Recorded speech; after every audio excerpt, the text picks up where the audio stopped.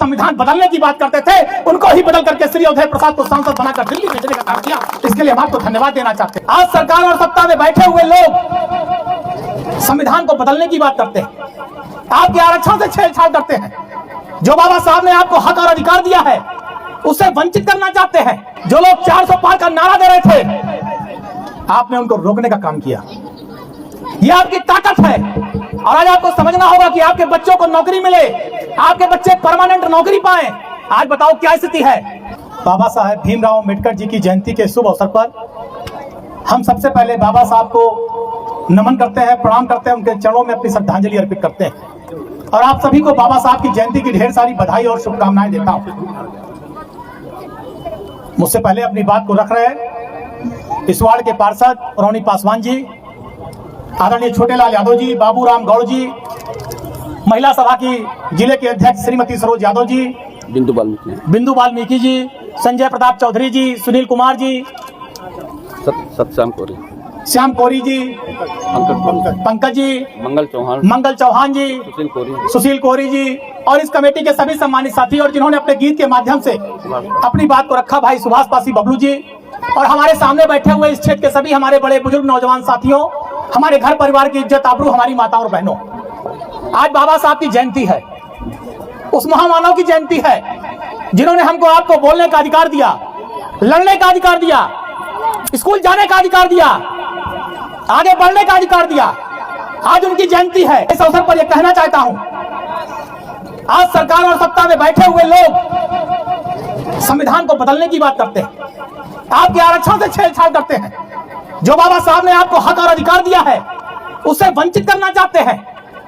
2024 का लोकसभा का चुनाव था, लोग संविधान बदलने की बात कर रहे थे, पूरे देश में संविधान से छेड़छाड़ करने की बात कर रहे थे।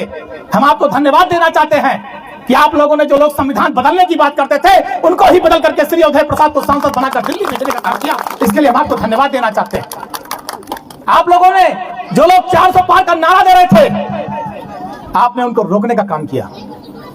यह आपकी ताकत है और आज आपको समझना होगा कि आपके बच्चों को नौकरी मिले, आपके बच्चे परमानेंट नौकरी पाएं। आज बताओ क्या स्थिति है। सारी नौकरियां खत्म हैं, संविदा भी खत्म, आउटसोर्सिंग चल रही है। आप सोचिए, पढ़ा लिखा नौजवान पहले घूस देता है, फिर आउटसोर्सिंग में नौकरी मिलती है, फिर 1 साल बाद रिन्यूअल के लिए फिर घूस देता है तो रिन्यूअल होता है। ऐसी स्थिति हो गई है, महंगाई चरम पर है। ये महिलाएं हमारी बैठी है, बताओ गैस सिलेंडर के लिए कितनी लाइन लग रही है, सिलेंडर नहीं मिल पा रहा है, पेट्रोल डीजल महंगा होता जा रहा है। केवल अयोध्या और उत्तर प्रदेश और देश के लोगों को ठगने का काम चल रहा है।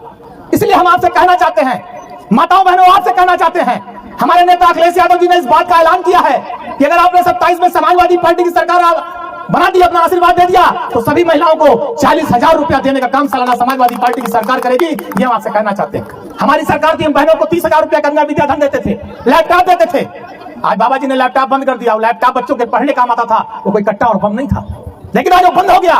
हम कन्या विद्या धन 30,000 देते थे कि बहन बेटियां इंटर पास करने के बाद पढ़े लिखे आगे बढ़े, आज वो भी बंद हो गया। इसलिए हम आपसे बहन बेटियों कहना चाहते हैं कि जब आप तरक्की करेंगे, आगे बढ़ेंगी, तभी यह समाज तरक्की करेगा।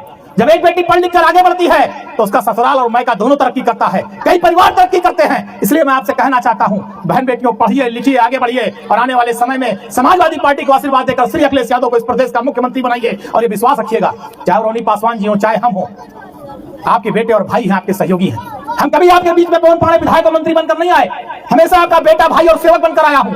और आज बाबा साहब की जयंती के अवसर पर आपको विश्वास दिला रहा हूं, आने वाले समय में सरकार बनाइए, आपके इस पूरे क्षेत्र को तरक्की और विकास के रास्ते पर ले जाएंगे और हर घर परिवार को नौकरी देकर घर परिवार को भी तरक्की और विकास के रास्ते पर ले जाने का काम करेंगे। इन्हीं शब्दों के साथ दोबारा मैं आप सभी को बाबा साहब की जयंती की ढेर सारी बधाई और शुभकामनाएं देता हुआ अपनी बात को खत्म करता हूं। जय हिंद, जय भारत, जय भीम, जय समाजवाद। बहुत बहुत धन्यवाद। दोबारा बाबा साहब की जयंती की ढेर सारी बधाई, शुभकामना। बाबा साहब अमर रहें। बहुत बहुत धन्यवाद।